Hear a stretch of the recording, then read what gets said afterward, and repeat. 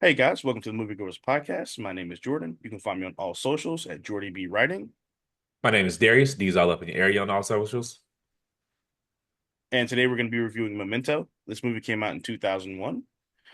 This movie stars Guy Pearce, Carrie Ann Moss, Joe Pantoliano, Stephen Tobolowsky, Mark Boone Jr., Georgia Fox, Thomas Lennon, Harriet Sansom Harris, Callum Keith Rennie, and Larry Holden. Memento is features Leonard, a guy who is tracking down the man who raped and murdered his wife. Sorry, trigger warning, guys. The difficulty, however, of locating his wife's killer is compounded by the fact that he suffers from a rare, untreatable form of memory loss. Also, he can recall details of life before his accident. Sorry, although he can recall details of his life before his accident, Leonard can't remember what happened 15 minutes ago, where he's going, or why. So I'm going to throw it to you for why we decided to watch this movie. Shout out for you getting those names right on the first try because them was some names, man. Right? It's like the longest cast name ever. I was like, man, I was like, woo. And he did not rehearse that either, people. All right, what made us pick this movie? We haven't done a first watch yet, and this is one of the few movies that neither of us have seen, so we thought it'd be different to switch it up for you guys and do something that we hadn't seen before. We're gonna break this down in three acts. Act one, we're gonna call the setup. This establishes Leonard's condition, his quest for revenge, and the fragmented nature of his reality. As Jordan put it in the beginning, he remembers everything up until a tragic event happens. Basically, his wife is murdered in a hotel room. He's there, and in the course of the crime, he is hit in his head, and he suffers from some sort of amnesia condition where he remembers everything up until that day, but every day erases. And I think he said every 15 minutes he erases. So um, Yeah. off the It's bat, like that 51st hotel, dates, yeah, pretty but with much murder. correct. Off the bat, the hotel room he was in was $40. And that is the most 2001 thing. It costs Yeah, $40 to man. park at a hotel these days. So that was the first thing I noticed was like $40. And that ain't even seem like that was for one night. That might have bought him the week. So Yeah, no, it probably did. That shit looked like 40 of made them Motel 6 things. look like Marriott. Yeah. Yeah. Fair enough. What you got? Um, yeah, so the first thing that popped out in my mind when I saw the movie was the opening sequence when he kills who we will save that, Just but when say he his name. kills I the mean, guy. the Yeah. storyline is all over the place. It's so So yeah. yeah, there's no way to follow it. Yeah. So when he kills shit, what's the dude's name? John Uh G, I think. yeah, John G slash Yeah. Teddy. Yeah. And then the film goes in reverse where like the bullet goes back into the gun and the blood It's gonna like be so hard. unspatters. Okay, Yeah, so it's like there's two storylines. It's the storyline in color is in reverse chronological order, and the storyline in correct. black and white is in chronological order. So you're basically watching the timelines converge through the 2 hours of the movie. Yes, And so we basically saw the end of the movie first, where he kills Teddy, correct. and that's the color, and then we see the beginning where he wakes up in a hotel in the black and white. And so that's kind of what we're working with. So it's going to be a bit confusing to follow, but we should set the scene there. So Yeah, carry on. even doing the acts is going to be difficult because It's all over it's the like place. it's like riding a train while building the train tracks at the same time. And Eh, yeah, wasn't so my when he favorite does, experience. Go ahead. so when everything goes back, I was like, oh shit, it's gonna be just like it. And I still don't know what the fuck that movie was about. So I was like, oh, this is gonna be confusing. And then it got a little more comfortable, and then I was more confused again. Um, I sat there at the end of the movie. I was like, I have not the foggiest notion what just happened to me. I was like, I fancy myself a pretty smart guy. I could not follow this at it's all. funny. I It's thought the like same thing. Like I got it, but I didn't get it. Like I got I answers, went but I to also still have questions. Wikipedia and read the whole plot. I was like, I still don't understand. So I did read the plot again. So I went back and watched the movie twice, Yeah. and then after reading the Wikipedia, I was like, okay, it pieced together anything that I pretty much missed. Um, but yes, it even like just the way the black and white converge with the color. First, I was trying to figure out, okay, what does the black and white signify? Not signify. What's the difference between the black and white events and the colored events? So I was like, okay, well, is one like live in real time, and is one the flashback, or is one real and one fake? Like I was trying to figure You that know what out this too. movie needed? And I know it's gonna sound crazy for me because I normally hate this. It needed a narrator. Like It did, it the did, audience, it but and needed, not and it just and not needed. the Go main ahead. the protagonist either. No, Yeah, yeah, it needed like Morgan Freeman on the backdrop just telling us what the fuck is going on. Like, I needed my handheld through this movie, and I normally No, hate dead that, ass. I but I needed someone just in this a narrator. I just needed Morgan yeah, Freeman telling me what the fuck was and the happening. funny thing is, there is a voiceover, but the voiceover was useless Yeah. because the narrator is unreliable because the narrator is the protagonist. And the protagonist And doesn't remember anything past 15 minutes long. right, it's basically like if you watch Finding Nemo from the perspective of Dory, like you'd be like, so P Sherman 42 all the way Sydney, got it. All right, where's my son? So P Sherman 42 all the way Sydney. Like, I don't know what you're talking about, but fair enough. you never saw Finding Nemo? I like in That's school. crazy. I have never Well, watched it as an it's adult. fine. So I think one thing that helped me kind of figure out the movie or understand the movie better was realizing that we're not observing the protagonist, we are the protagonist, Yeah. which is why we're so fucking confused when we're watching the movie. Um, I guess yeah, he was we were supposed to be as confused as him yeah, because he can't yeah, remember anything. Okay, correct. fair enough. And I will say I did some reading, and a lot of medical experts that saw the movie, they said this is like one of the most accurate portrayals of short-term memory loss that they'd ever seen. So it actually is pretty accurate from all the professional commentary that I saw about the movie. But and also I think one thing what I did like about this movie is that this is Christopher Nolan's second film. Yeah. So it's and you can kind of see that he's early in his filmmaking process and his matriculation as an artist because like we talked about it last week with The Wood, where it was, if he had if he made that movie today, how would it be different? And I feel like in a way, his version of that remaking that movie was Inception. Yeah.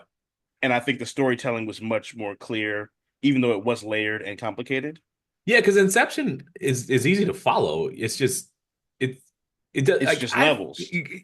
I feel like well, different movie, but I just feel like Right. he was like trying to confuse me here. I just was like, dude, Yeah, just yeah, can you yeah. just be a little more clear about what is going on? Just yeah. So okay, so at what point did you realize that the movie was going in reverse?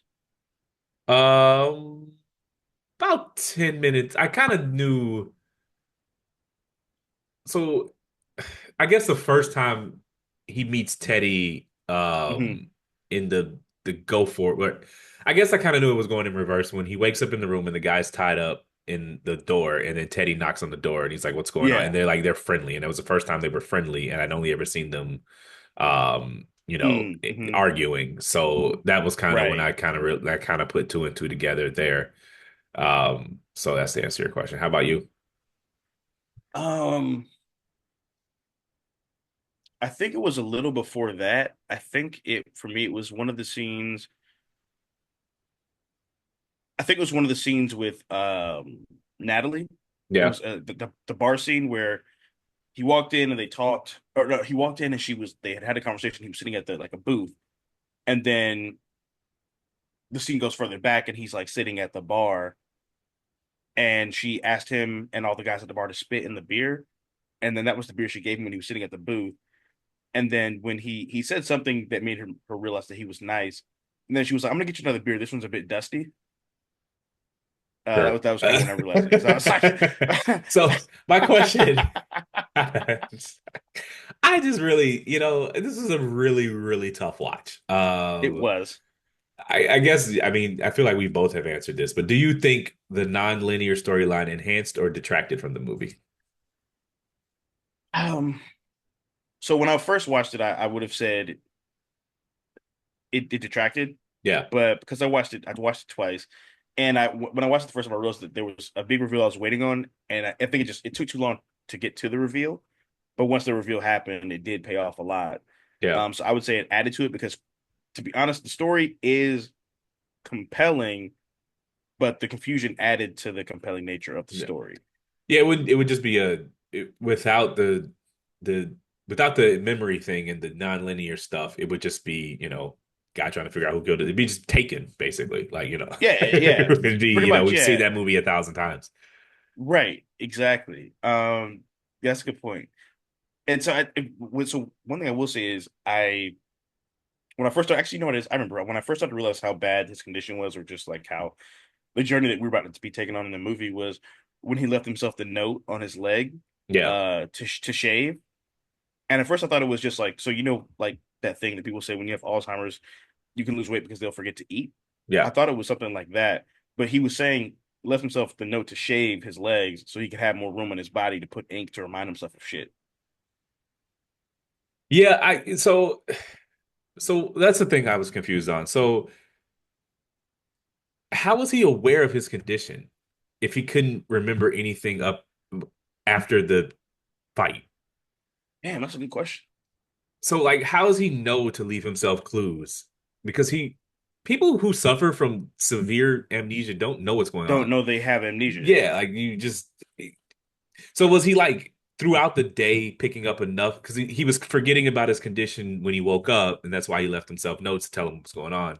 And like throughout the Hmm. day, he would just figure it out, and he had just had to figure it out anew every single day. Damn, that's a good question. I think you know what? I mean, let's just talk. We'll have to talk about the end to kind of talk about the middle. I mean, So there's no acts. It's just yeah, that's how I take the movie. Like there's no acts in this movie. Like it's just so all over the place. It's very tough. To, so like I even writing the acts, it was tough. yeah, same here. I wrote the first act when I watched the movie for the first time, and then I just stopped writing because I was like, I can't do this. It's a And then I really, went really back and unique movie. Um, yeah, and I think so remember at the end where he's like we tell ourselves all sorts of lies to make ourselves happy. yeah, And he was talking about how you forgot or you conditioned yourself to forget that your wife survived the robbery and the assault. What actually happened was that she killed herself because she couldn't take living with you in that condition. yeah, I think he did something similar with the brain condition. Like I think yeah, it was he knew he had it, but he wanted to forget how the nature of how he got it and just how severe it was because of what it did to his wife. yeah. I can see I that. think.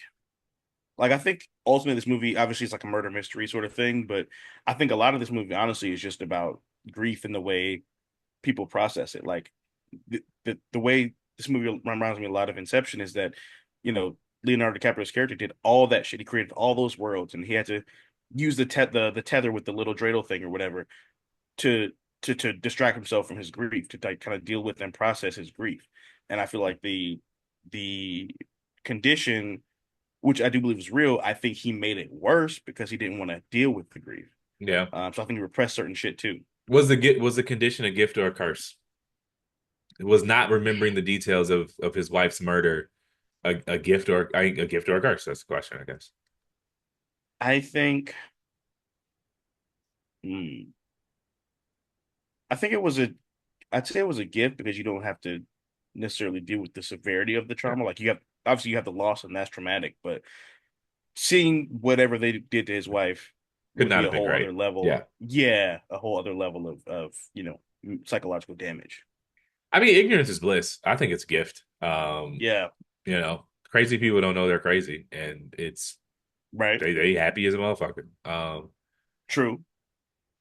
And I did like even like he kind of alluded to it the grief aspect of the movie where, when he said how am I supposed to heal if I can't feel time? Yeah, But I think in a way because he couldn't feel time he was able to be as healed as he was, like I think it was just like you could like they always say like with grief and shit like take it one day at a time. He yeah. literally can only take it one day at a time because of his condition. I mean, imagine having to start over every morning. Yeah, it's Like, tough. just like, Like you just wait. he, It's like every day having the worst hangover ever. yeah, just like waking up in the middle of the winter and you have no idea what's supposed to be cold because your last memory is summer and you're just like, Right. the seasons just change on you. You have no idea what's going on. I just take me out back and put me down, man. I have no desire to live like that. Um, so I guess that's my question here. You want to do the acts or you want to just kind of I say we just say fucking and just all right, do fair whatever. enough. Yeah, it's too jumbled to really even keep track It's of too any jumbled to order. do acts. So I guess my question then at this point would be, would you rather lose your body or your mind? Um, yeah, I don't know that I want to live the way he was living, to be honest with you. So, like in my mind, when what comes to my head when you ask that question is, would I rather be Leonard or would I rather be Bran from Game of Thrones? Correct. and I'd rather be the three-eyed raven. Like I'd rather just be, I'd rather just have my mind and you know at least be have cognitive awareness. I mean, you can still live a life, and obviously your physicality is limited, but I mean, we live in I an age with mean, modern technology and stuff, so tough. I mean, I being trapped in your own body just sounds horrible. I would, um, yeah. because Leonard is going to have some good days, you know. We didn't see any Hmm. of them, but he's going to have some good days. Right. Um, I don't know, man. I'm a pretty active guy. I work out in some capacity 6 or 7 days a week, and I just could not imagine losing that. You know, just like being injured, man. A year and some change ago, I threw out my back doing deadlifts, and I basically couldn't walk for over a week. And I was scared to death that I'd never be the same again. And I could not imagine having like a serious physical disability that impacted um my ability to just be active. That's Like true. I'm active as hell, and that's my favorite part of me. Um, and so I just to lose that, and I'm a smart guy. I like to do a lot of I'm a brainy dude, but I just would rather be fit. I cannot imagine a life without physical activity. So I think I would That's rather true. lose my mind. But That's no, there true. are two terrible options. I'd rather be Yeah, very, very, of yeah. sound mind and able body. Right, of semi or able body. um, oh yeah. So one thing we haven't talked about yet was the story that ran, I guess the tertiary story that ran parallel to the black and white timeline and the color timeline was the story of Sammy Jenkins, where it was the guy who had a similar ailment Yeah, his to patient in the beginning, Leonard. right? Yeah, his patient in the Yeah, beginning. Yeah, who yeah. he had the claim on. He was investigating the claim on, I think, who had some sort of memory loss, and his wife was just Fucking taking care of him insurance every day. adjusters. Yeah, man, it's a tough job. Um, yeah, I thought that was really cool, and I think honestly, one thing I thought about when I was watching the movie was if I were making it, what would I have done differently? And I think I probably would have started the movie out with him and the scenes of him and his wife first, Okay. just because they were so like just like gripping and emotionally jarring. You just felt so bad for both of them, and you see both sides because like you get why he's just confused and scared because he doesn't know what's going on, and she's thinking like I know there's some part of you in there that knows who I am or that knows what's going on or that can remember something, and he just can't. He just can't. Yeah, that's what I would have done. I would have level set with the viewer and give them, ground zero. I'm Yeah, sorry, patient zero, ground zero, whatever I call it. Let us know what is driving him to do this because right. you're just starting us at the end and we're seeing him kill somebody and then he wakes up in a hotel. It's too much. You have to give us something to work with, because you almost have to watch the movie. I only watched it once, but You have to you ever watch it multiple watch times. it's like most people the first time they watch Game of Thrones are like it just washes over you. Like it takes Yeah, a second viewing to even really understand what makes the show. The same with The Wire. correct. It Yep. just shows these sprawling shows with a lot of these characters. They take almost the first time to wash over you. And this movie isn't very sprawling. It doesn't have a lot of people doing it, but it just so much is going on, you almost just have to let it wash over you and then go back again with that baseline of knowledge that you can. And Yeah. maybe that's what I will do because I'll be honest, I did not retain a lot that first Yeah, viewing. watching it the second time definitely helped for sure. I think I kind of skipped through some scenes just 'cause I need to kind of make some more time to get some additional notes in and shit like that. But it definitely went by faster the second time I watched it because you Yeah. have a little bit more understanding of the world that's going on and it's a little more um intriguing to you or easier to understand. But it's kind of like it reminds me of like I think like great movies can be compared to like certain albums. Yeah. And like I think there's some movies that are a lot like we're both Kendrick Lamar fans. There's some movies that are a lot like To Pimp a Butterfly, where the content is so heavy and so dense and so intense and triggering to some degree that you need breaks. You can't just Yeah. sit through and you can't wake up in the morning and listen to that album. Like you know what I mean? You No. can't start your day with that shit. You know what I mean?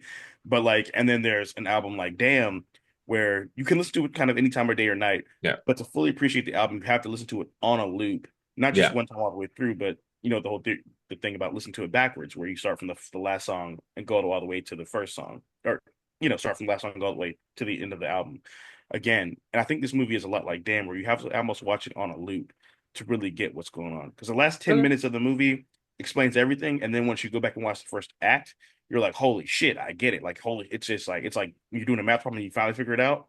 Like that's what it was like. So, I I mean, definitely Nolan recommend called his shot the with this audience to. for your second movie to do something this hard. I do think Yeah. I think it would have hit a lot harder in a movie theater because Yes. Yeah. I think this is a movie that would have specifically been better in the theater. Um, for reasons I can't even really articulate, but I just feel like I would have You enjoyed just it have more to, because you. No, I agree. I with a thought tub the of same popcorn thing. and a soda and just locked in a way that you just can't when you're on your couch. Yeah, you have to be like in that world completely Yeah. tunnel vision for 2 hours to really get what's going on here. And actually, it's funny. I thought the same thing. I literally wrote that down. I was like, Nolan doesn't make comfort movies. He wants to challenge the audience. Yeah. He makes movies for the theater. Like you don't sit up after work at home with like your girlfriend and watch Oppenheimer. You got to go to No. the theater and No, sit and fucking not sit at there for all. 3.5 hours to fully get the experience. And I think if he comes around at a different time, he probably doesn't get to make these movies because then you can't Yeah, really make a movie just for the theater anymore. You can when you're Christopher Nolan 20, now, yeah, but the next Christopher Nolan probably doesn't get these opportunities to make challenging movies that require you to lock in into the theater the way this one does. that's very true. If Regal ever did they do like forever favorites where they play classics. I would definitely Hmm. go check this one out. They did a run of Yeah, Nolan stuff last year, but this one wasn't on it. correct. I think they did all the Dark Knights, if I remember correctly, last Yeah, year. Inception was in there, and a couple others. Yep. Let's see here. It's funny. So I made the mistake when I first watched the movie of watching it late at night, Yeah, and I just was like, it was the end of like a long day, and I was just like, I was like, I can't feel, I don't even understand what the hell's happening. I can't, I don't have the bandwidth right now to do this. Like watching the movie for the first time, it made me think of like I have ADHD, so like reading like long books can be like difficult for me. And yeah, it reminds me of like when you're reading a book and you just like you ever read a book and you just like can't focus, but you're just staring at the page for 5 minutes yeah. and you realize you've not processed anything on No, that like page. I'll read like 5 pages and be like, I have no idea what just happened here. Yeah. Just because someone's texting me or I got work going on or I'm just sleepy. Like my eyes are just heavy. And yeah, that Yeah. definitely happens. Honestly, with books though, I just keep going because you retain more than you realize just putting your eyes on the paper. Yeah. And even like you'll still be able to recall stuff back, even if you didn't feel like you took it into the moment. At least with nonfiction, I'm not much of a fiction reader, but Got with you. nonfiction, you do process the things that your eyes glaze over, even if you shouldn't make it a point to glaze over things, but you Right. retain more than you think. Reading is much more about it's like yoga for the brain. It's much more about Yeah. stretch working the muscles than any sort of goals or any sort of the actual specific information in there. It's teaching you how to it's expanding your attention span, teaching you how to process things, learning new words, different things like that. So Yeah, that's very true. That's a good point. Um, so I want to ask you, it's like kind of a funny question, but like in like serious also. How annoying to you would it be to be friends with this guy, with Leonard? I I put his ass in a home. I'm not dealing with this. I mean, look, homes get a bad rap. Yeah. Most I people, well, most people are not prepared for what it actually takes to care for an that is adult true. full That's time, very true. nor do they have the resources at home to do so. And at a home, there are professionals who are dedicated to it, who have training into doing it. And I know it feels bad to drop granny off or your Yeah. schizophrenic cousin or whatever this person had, amnesia. He cannot function as an adult. You'd have to quit your job to watch him all day. Like, Yeah. no, you got to put him. He needs 24/7 around the clock care. And no adult with a job or other responsibilities or children or anything, or if they want their own life, could ever do that. Yeah. You know, I watched how like my granny went and lived with us, my mom, my dad, my Mhm. mom, this is my maternal grandmother, so it was her mom, Got you. in her last years. And it's just hard. It's hard to care for an adult full time because they're still an adult. They still, Hmm. they're not a child. So you can't just tell, they have their own agency. And they're the last to know. Correct. And it's just tough. So it would be very difficult to be his friend But if I had any sort of control over his care, I would put him in a home. So, That's valid. I, so I mean, the world's what I can't. I would have to quit my job. You know, like it just there's Yeah, nothing. no, you would. What Yeah, am I supposed to it's do? a lot. He requires full time, around the clock care. That only a Hmm. professional could provide with any sort of like decency.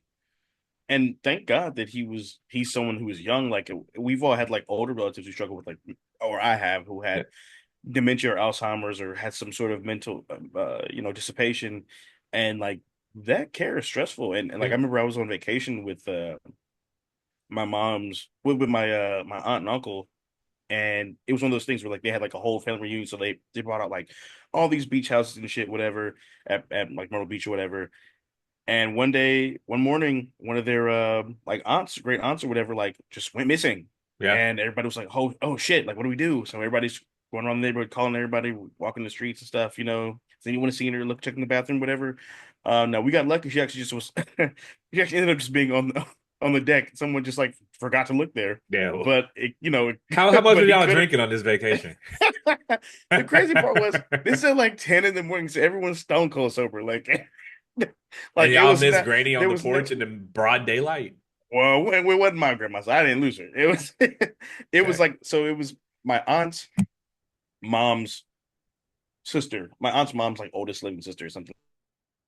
And we'd had like all these condos or whatever, and I guess she went out on the deck one morning just like look at the sunset or look sunrise, and they went to her room, she wasn't there, and I guess nobody thought to check outside. All right, fair enough.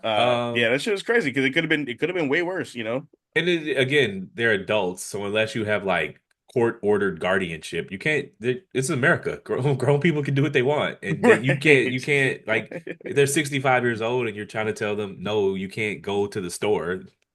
Fuck you mean? Like it's just Hmm. it's so hard caring for elderly relatives, man. Like because again, they're they say once a man, twice a child, but the second time as a child when they're Yep. elderly they still are an adult with adult rights. And unless you have, and Right. courts aren't keen on stripping people of of their own personal autonomy. So True. it's like it's hard to get a conservatorship even if the person is like ill. Hmm. You know, so this is America, baby. Get your free will. What was I gonna ask you? Okay, so when he was in when the scenes where it was black and white and he was on the phone, Yeah, was he on the phone with Teddy? I Okay. think so. Yeah. Okay. Thought so. Um, Okay. Cool. So something I read, and I didn't catch it watching it, was that both the bartender and Teddy were lying to him and manipulating him, knowing of his Yes. condition. So they were getting him to do Correct. things for them, knowing that Yep. they were not 100. They had their own motivations for dealing with this, and so that's Correct. something I didn't pick up on at all. Because honestly, in a second watch I might have, but the movie was just washing over me. So very Oh, frustrating view with so it. I did pick up on yeah, so I did pick up on that.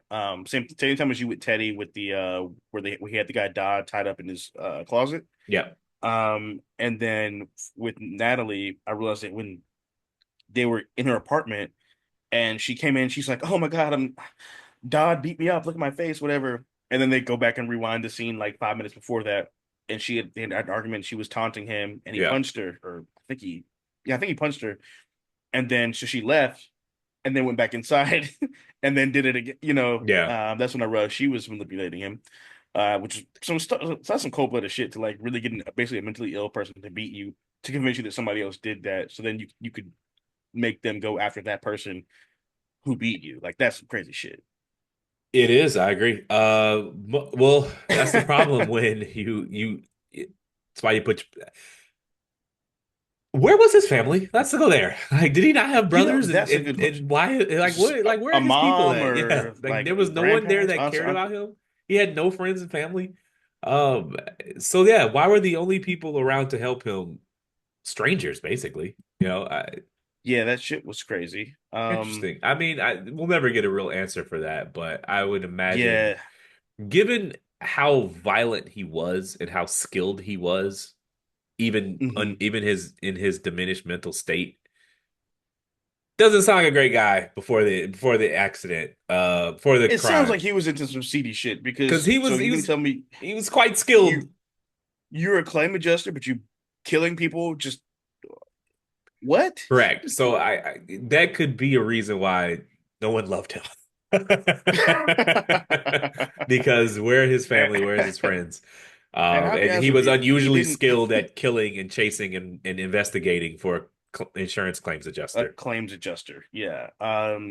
Also, I think one thing too that I had a hard time relating to or fully like immersing myself in the story was he didn't have any personality. Like I know he lost No, his memory, but dude had no personality.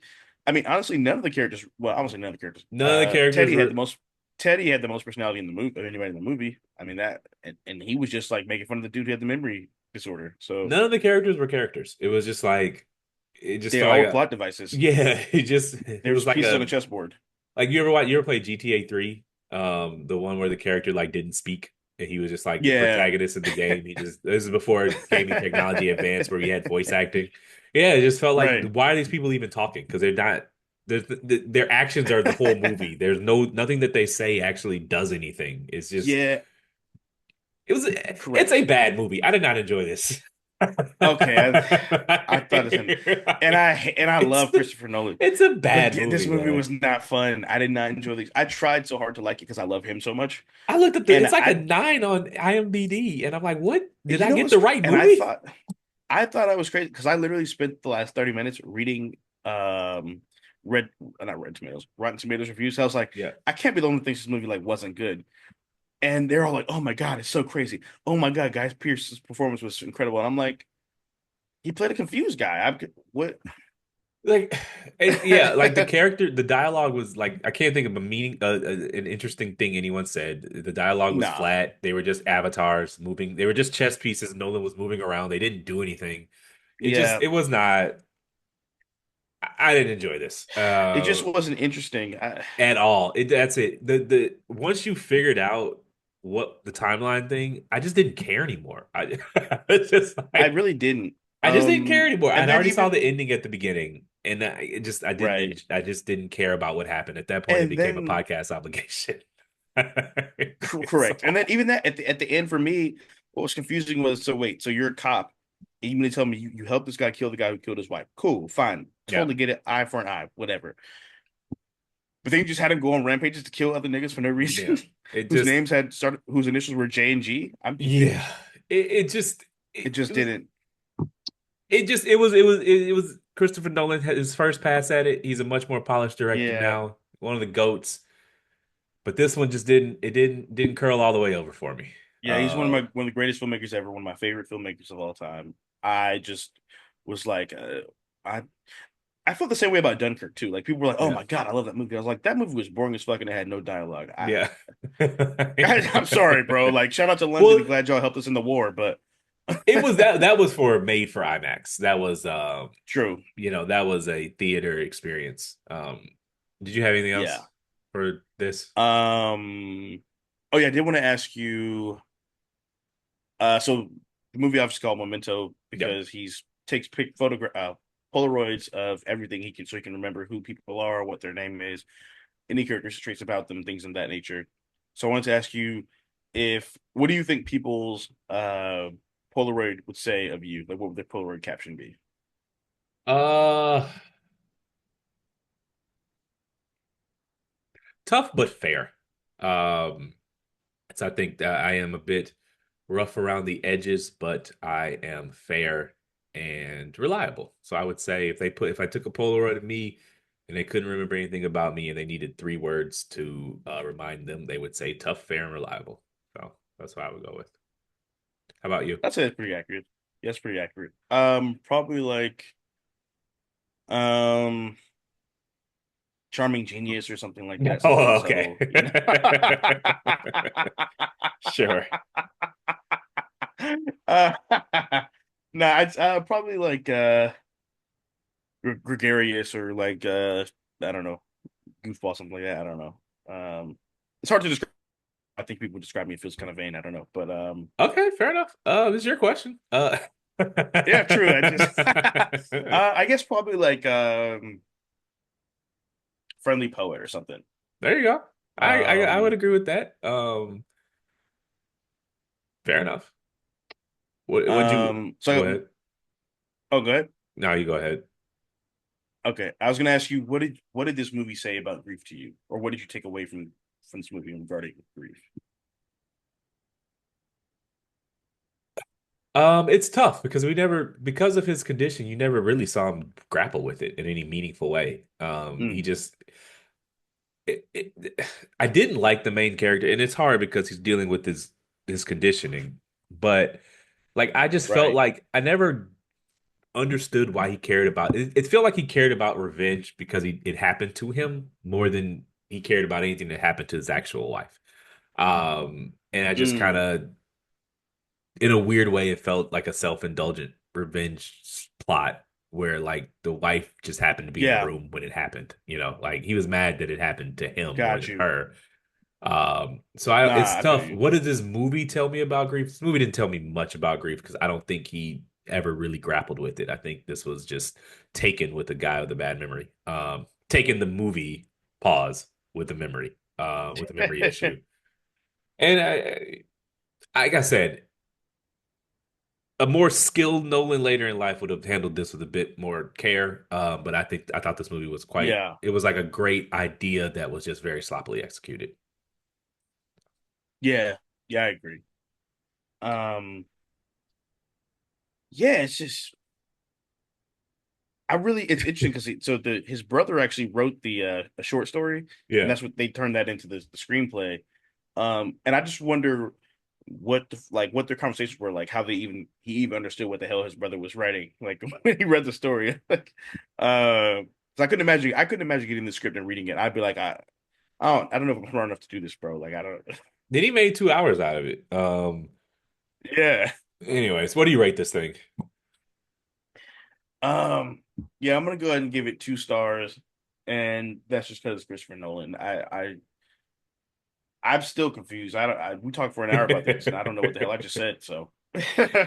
uh I'm gonna 1 star it, man. My first ever 1 star. I just didn't enjoy this at all. Yeah. It was not